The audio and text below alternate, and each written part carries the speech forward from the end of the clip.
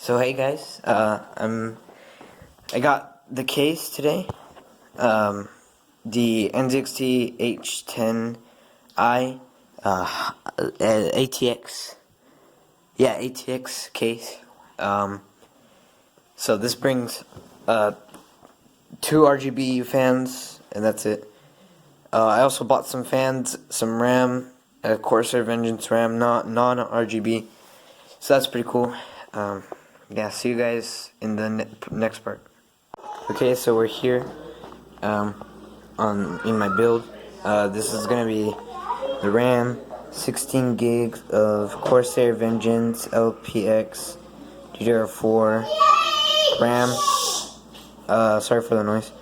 At 3600 megahertz. You have thermal paste for the CPU because I'm gonna use a cooler.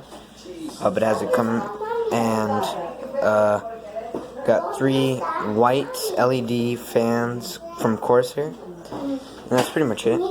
They're just plain white.